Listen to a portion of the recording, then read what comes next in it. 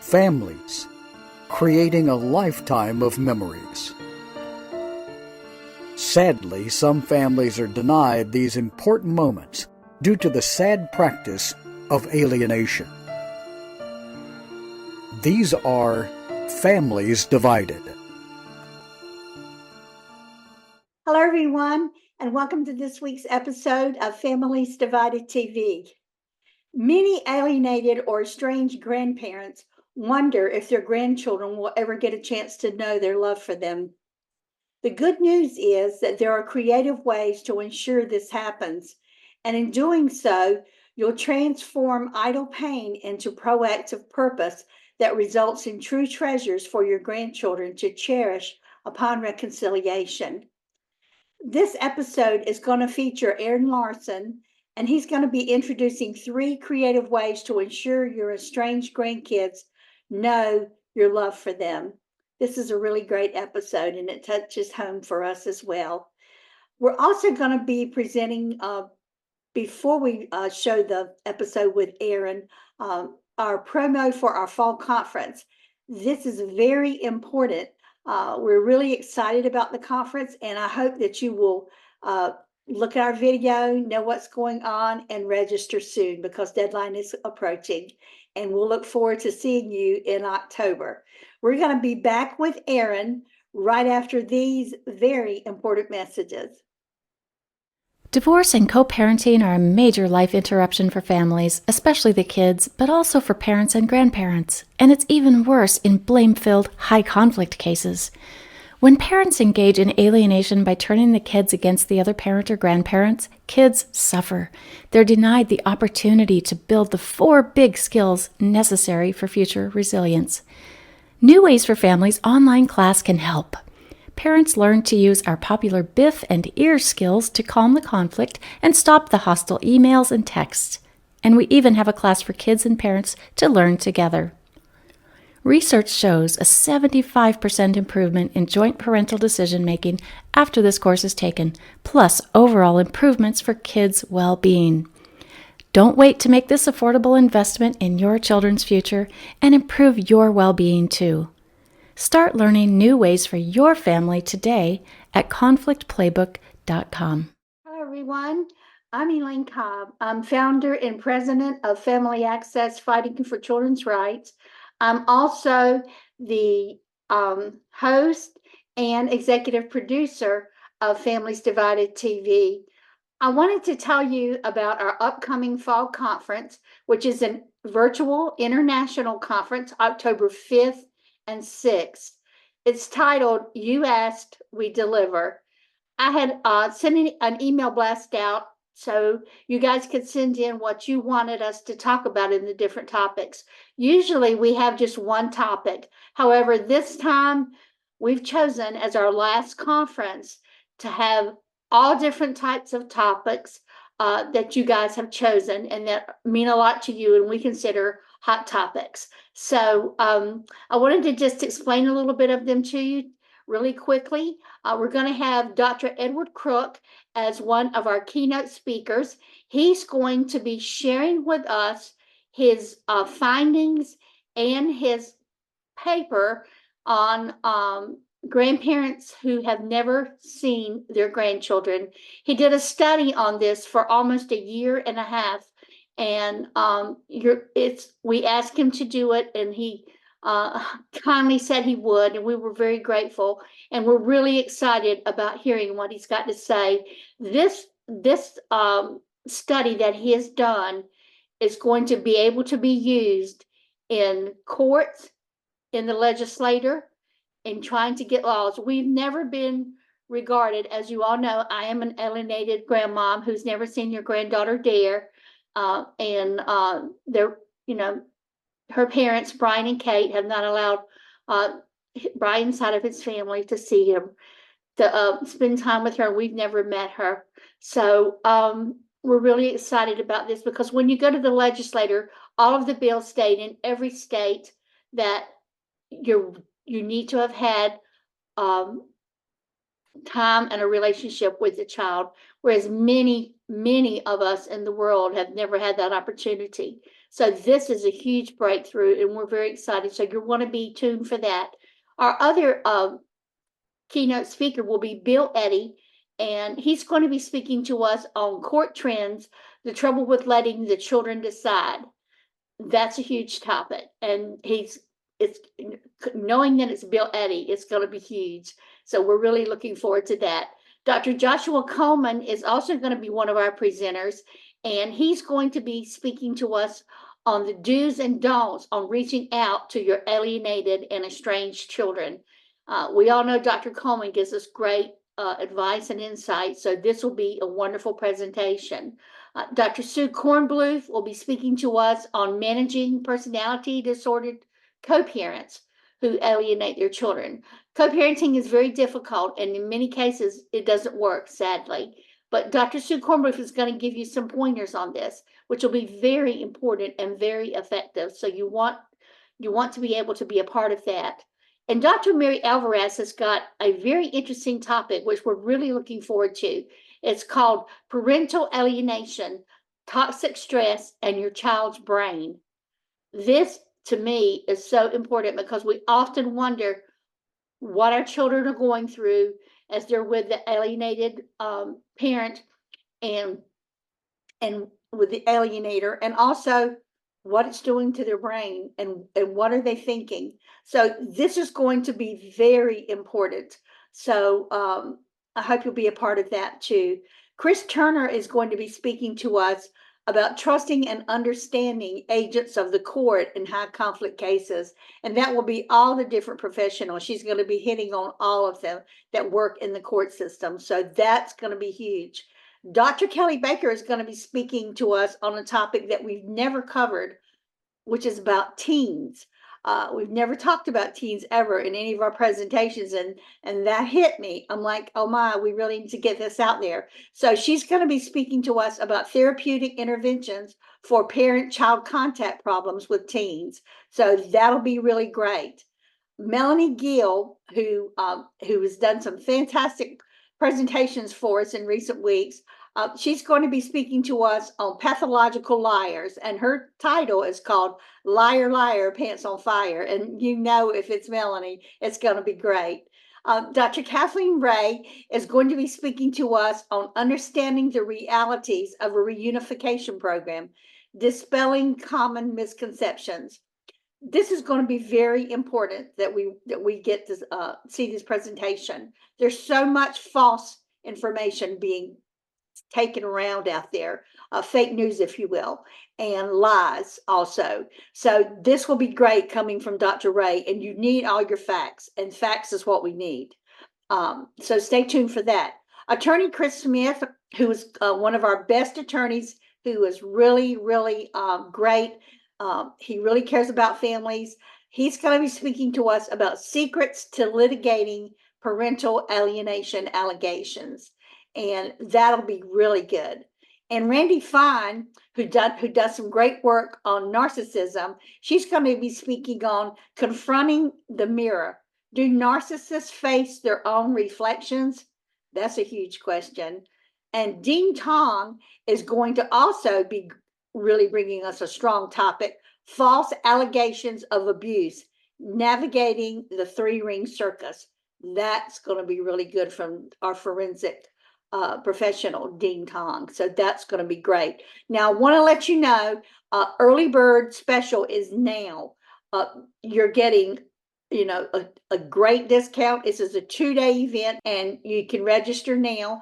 Please go to the link that's included here in the comments in our YouTube video, and it will take you to the webpage and also where you can register.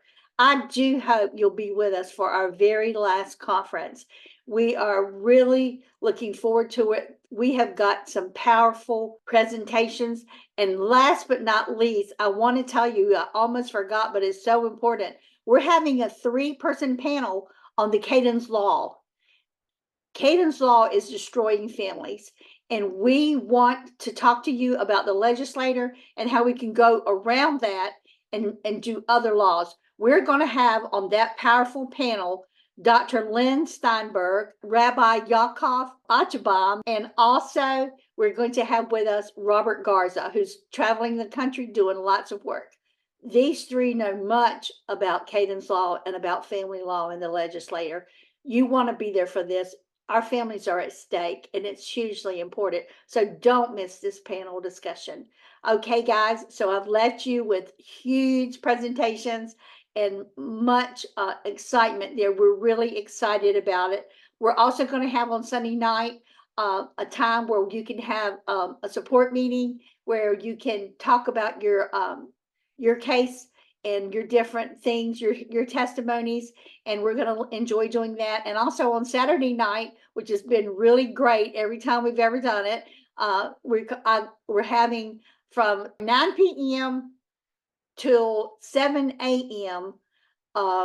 One-on-one talk, what I call lovingly Chatty Cathy, because we have people that stay on there practically all night long and just talk and share their hearts and give each other suggestions on what to do. And it's a great time. So, okay, I've said enough. And if you have questions, please email me at familyaccessinc@aol.com. Happy to answer the questions. And I really, really look forward to seeing you October 5th and October 6th. Don't miss it. Hey there, my name is Aaron Larsen, and in this video I'm going to share 3 ways that will help you ensure that your grandchildren know your love for them as estranged or alienated grandparents. Now, before I dive into those 3 different ways, I wanted to share more about what qualifies me to speak on this topic, because clearly you can see I'm not a grandparent. I'm actually a millennial parent of young children. So I'm not a grandparent. I'm also not a psychologist. I'm not a therapist. I'm not a attorney or legal expert by any means. So, none of this is health or medical or legal advice in any way, shape, or form. But I am the founder of grandparentsacademy.com. I have been serving grandparents since 2011, and that was inspired by my own amazing grandparents who were intentional in pouring into my life as I grew up. They really inspired this mission and this calling to create what has now become the global leader in grandparent education. And throughout my years, I've also been a communications professional, helping big brands and even small companies, nonprofits, for-profits, communicate with their audience. So that's kind of been my bread and butter, is really the communication side of things. And that combined with this passion and perspective from my experience with grandparents and in building this company, it has introduced me more to grandparents of all different backgrounds and circumstances. And I remember in the early years, I was really shocked to see how grandparent estrangement and alienation had become so prevalent and just continues to grow. And I knew that I wanted to be involved in the solution and helping with that. So for several years now, I've been hosting support groups for alienated and estranged grandparents. I've been coaching, I've been providing resources and teaching master classes on various reconciliation-related subjects. So this is something that's not new to me. I have interviewed the world's best experts on this topic as part of different events and done a lot of research. And again, I've been there in the trenches, speaking with grandparents, helping them navigate this reconciliation journey. And so that's who I am. That's part of me and my journey as someone who is mostly just an advocate for grandparents. And that's, again, because I know what it's like to have grandparents who are there for you, who you have access to and can pour into your life, and what that means to be able to receive those benefits and that love from your grandparents. On the flip side, as I became an adult, I learned that I have a whole side of the family that I never knew before. It was a shocking revelation in my own personal journey. and I learned that I had grandparents who I never got to know. And so there's this ambiguous grief that I've been going through as well, just navigating that. And what I wouldn't give just for the opportunity to have known them and heard their voices and learned about their history from their own handwriting, from their own words, their accounts of life. What I wouldn't give for just a day with them, since they had passed by the time that I learned about them and their life. So I want you to know that, first of all, I care. I care deeply about you and your reconciliation, that I've done the research, that I'm actively involved as part of the solution in helping families be reconciled. And in this video, I'm going to share with you, what I've learned out of my background being a communication specialist, and also from this work in the reconciliation space, the ways that grandparents can really be proactive and turn their pain into purpose and create something that helps facilitate reconciliation when it does happen. And, if it doesn't in your lifetime, which, the unfortunate reality is that nobody here is promised tomorrow. Nobody is. Anything can happen, right? And so you can take steps right now that can ensure that your grandchildren, one day, whether you're around or not, they'll know your love for them.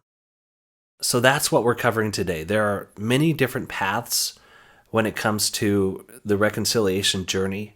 There's the legal path. There's help regarding therapy and kind of the personal growth and mediation and relationship repair. You can get help with that.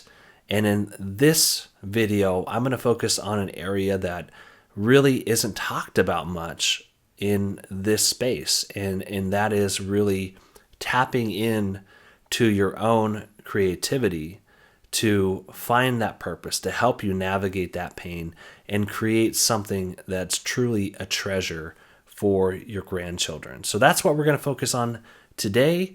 And we're going to just start with the first one, which is creating a memory journal. A memory journal is exactly what it sounds like. It's a journal that you intentionally write for the benefit of your estranged grandchildren.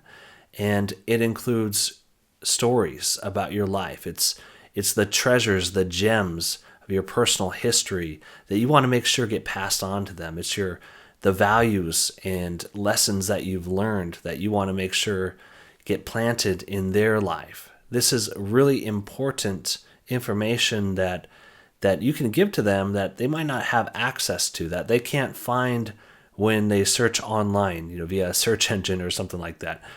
This is your own unique perspective that you can give to them in a way that's extra personal via handwritten journals. And here's an example of what one could look like here. Has different pages in it. They take many forms. They could come in 3-ring binders. They can be hardbound. There's a lot of different ways that you can really capture and contain this information. But the main characteristics of memory journals are that ideally it's something that can be handwritten in, so you have that personal touch that they can see your handwriting. It contains information that is unique to you and is infused with your perspective and life history that you want to pass on to them. That it is intentionally written so that it doesn't cause further issues of estrangement or anything that can happen there. So I teach a whole masterclass, this really peer-supported workshop that helps grandparents create these journals.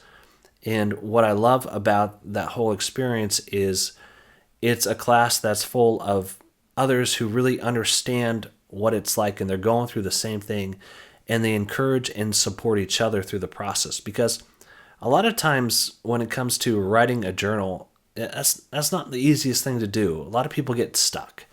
They get stuck at the very beginning, figuring out what is it that I say in this journal and what is really supposed to be interesting, or what will my grandchildren find interesting about my life. I hear that a lot. People say, oh, but my life is so boring.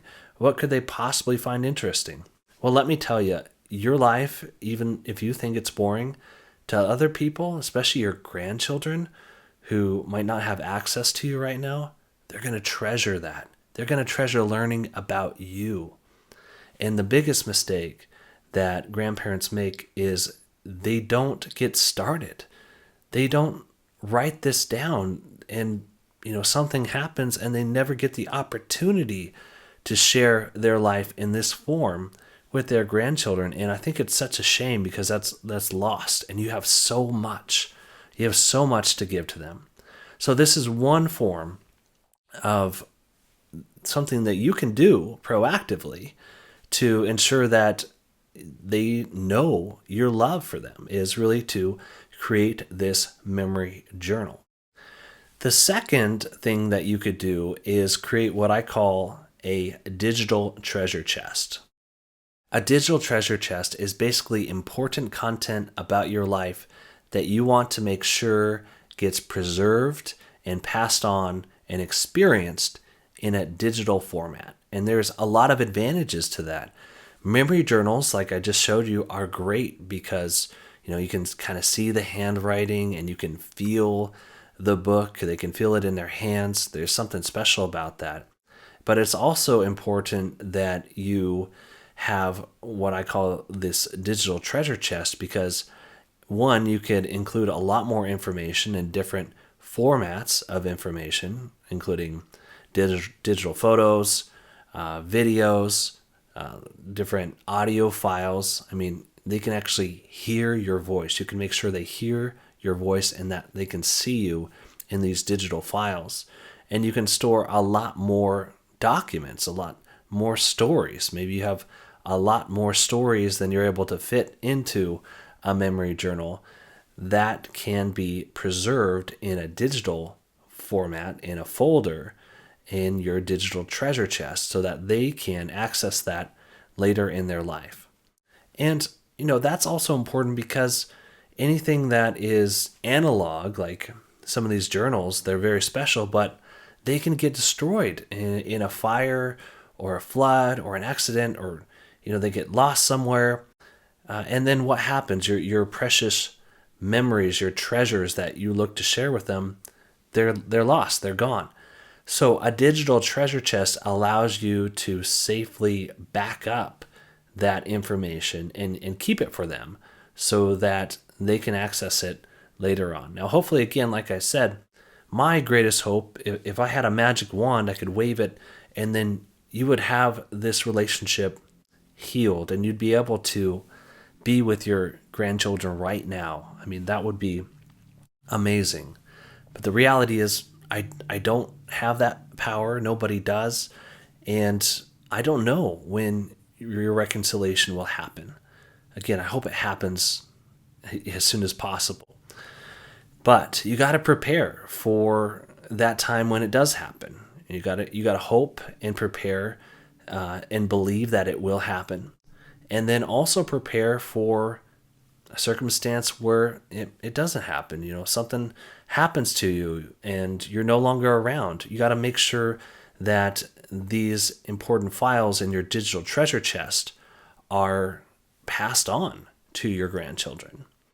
And again, I have a whole masterclass, just like the creative memory journals. I have a whole masterclass called Online Reconciliation Strategies for Alienated Grandparents. And we cover how to create this digital treasure chest along with some other aspects of reconciliation online, such as intentionally creating digital breadcrumbs to make it easier for your grandchildren to find you online. And then we cover some other strategic communication involved with online apps and things like that. So anyway, that's a whole different masterclass. There is a link down below where you can access and learn more about some of the offerings that we have available for you at grandparentsacademy.com. So be sure to check below links to the Creative Memory Journal Masterclass and also this online reconciliation strategies for alienated grandparents Masterclass. And then the third strategy or option that I wanted to share with you is creating a memory box. You can store more kind of in real life items and treasures in it. So you might have a Tupperware box or something that is set aside where you can put your memory journal in it, and you could also include birthday gifts over the years or other special items that wouldn't fit necessarily in a binder or a journal. You can keep it in a box, right? There could be a favorite stuffed animal or a gift. There could be all sorts of different items, and even your digital treasure chest, you can keep that as a backup file, as a USB or hard drive that you could include in your memory box as well. So the memory box is really just an idea that allows you to incorporate more into it. Now, with a memory box, you got to be cognizant and really thoughtful about how big you want this box to be, because when reconciliation happens, you might not want to give them the keys to a storage unit or something like that. No, maybe you do, but you got to be thoughtful about the size of this and what you want it to look like, to kind of keep the end in mind, to keep that reconciliation moment in mind of when you actually pass on this memory box to your grandchildren. Now, I get asked a lot about when is the right time to pass this information on, like with a memory journal or with the digital treasure chest. And I would say that ideally it's when reconciliation happens, but you got to be thoughtful. If the kids are still living with the parents and the parents still have that control and they decide what they can keep and what they can't keep, then that those precious treasures that you've created for them, they're at risk. So oftentimes I recommend that you deliver these important items when they're older and when they're able to safely preserve them themselves and access them. I know that I've heard of grandparents creating digital treasure chests as an email account, for example. They'll create a dedicated email account for an estranged grandchild, and they will write different emails to the grandchild, include photos and maybe links to videos or articles. And then when they turn 18, they just give them the login information to the email account. And that's something, again, we cover in the online reconciliation strategies for alienated grandparents masterclass. But that's just an example of something that can be given, and usually that's better when they're actually adults, when they're able to access that and keep that on their own. So that's just something to think about. And also, like I said before, you got to prepare for what's the worst case scenario, and that is that reconciliation doesn't happen while you're here on this earth. I mean, it's an unfortunate possibility that something happens to you, and I hope it doesn't. But if that happens, I think it's important that you prepare for that.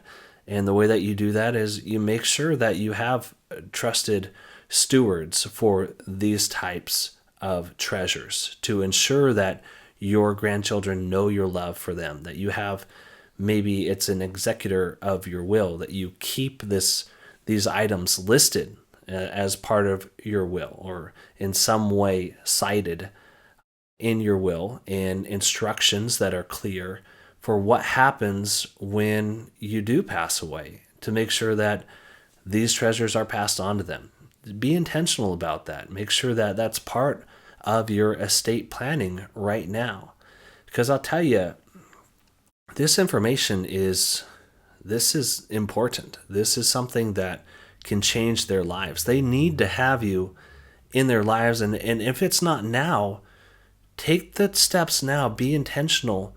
so that you can be in their lives later. You have that power. You might not be able to control a lot of things about this situation right now. Maybe you've gone to the family court and it didn't turn out so well. Maybe you spend, thousands of dollars and it caused all this grief and the judge made a decision that wasn't in your favor. Or maybe the judge did side in your favor, but hey, the parents aren't complying and it's just caused more and more heartache and it's been more expensive.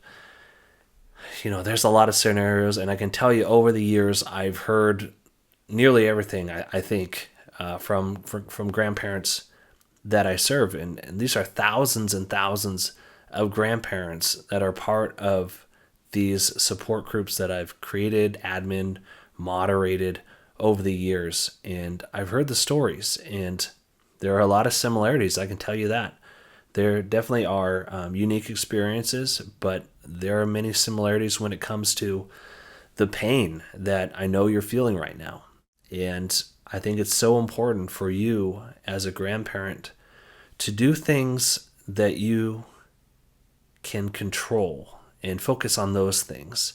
Focus on things that can make the situation better if it's not, specifically the reconciliation and the relationship. It's about investing in the future and using your creativity and making sure that you're passing on this unique perspective, these treasures of your life in these forms that I discussed today as part of a creative memory journal or a digital treasure chest or starting a memory box that can be delivered to them. And I got to tell you, I've heard stories about how these items have really been just paramount and so helpful in reestablishing relationships between grandparents and the grandchildren who likely, they've grown up hearing all sorts of stories about the grandparents. Sometimes those stories aren't true. They're just lies about the grandparents' character. Or they might believe because they've been told by the parents that you as a grandparent don't care about them and didn't even want to be around them or abandon them, right? That's unfortunately, sometimes that happens. Lies get told and there's manipulation that happens between parents and their children. And what this does is by taking these steps, you're demonstrating to them when reconciliation happens, you're demonstrating to them that you never gave up on them, not for 1 second. You never abandoned them. That during that time, you were creating this journal for them. You were creating this digital treasure chest for them so that you can share life with them. And unfortunately, you weren't able to give it to them at that time. You wanted to, but you weren't able to. Your access was blocked. But now they have access to that. And the information that you put into these journals, this memory box, this digital treasure chest, if you're intentional about it, this is information that can help to accelerate that healing in the relationship between you and your grandchildren. It can help really accelerate that bonding to happen so that they can learn more about you, right? So that's why it's so important for you to be proactive. Don't give up. So I wanted to share with you this story that was shared with me over the years that really helped inspire this creative approach to reconciliation. And it's a story about this grandfather who had been estranged from his grandson for 13 long years. And one day, the grandfather heard a knock on his door, and he went to go answer the door. And there in front of him stood his grandson, all grown up. And he looked at his grandson, and his grandson looked back, and he could tell that his grandson was angry. So he invited his grandson in, and they sat down, and the grandson, launched into this tirade and asked, basically accused him of not loving him, of giving up on him. Why did you give up on me, Grandpa? Don't you love me? Why do you try to reach out? And the grandfather, rather than just respond to him verbally right then and there, he went into the other room and he brought back with him a box. And in this box was all sorts of different photos and newspaper clippings and all this material that he had collected over the years that demonstrated to his grandson that he never gave up on him, not for 1 second, that he always loved him. And that was way more powerful than anything he could have possibly said in that moment, because it demonstrated to the grandson that his love was unwavering, that it never stopped. And I think that story is so powerful. It's a true story that was shared with me. And it is so inspiring and powerful. And it really illustrates that grandparents, if you're watching this right now, you might feel like you have no control at all over the situation, despite everything that you've tried. This is something that you can do. It's something that you can focus on. Something you can, turn your pain into purpose. Something that will help you with your reconciliation. Don't get consumed and mired and stuck in the pain that you're feeling, the grief that you may be feeling right now. Turn that into something that can be purposeful, that can be helpful in the future. For when reconciliation does happen, you have that power and you can do that right now. And that's my greatest hope for you. And I hope that this video has been helpful, that it's given you some ideas for how you can ensure that your grandchildren will know your love for them. Whether that is reconciliation that happens tomorrow or it's, long after you're gone, that they will know your love for them because you intentionally were proactive. You took steps to ensure that the treasures that you have to give to them are passed on to them, that they receive those from you. You have that power. So if I can be helpful in any way, just look down below. There are a lot of different links. We have a lot of resources at grandparentsacademy.com.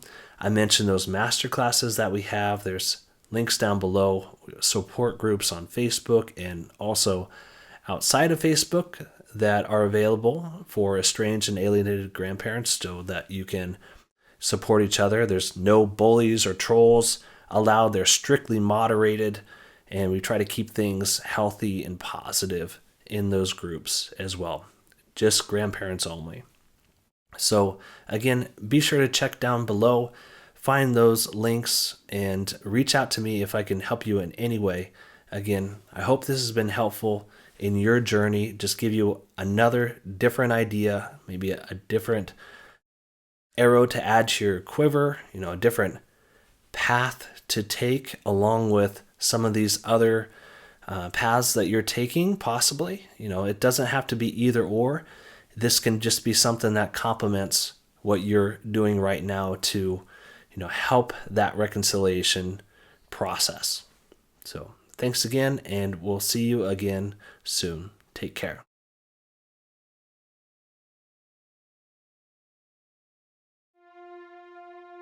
Next week on Families Divided TV, Dr. Kelly Baker discusses the psychological work of the rejected parent.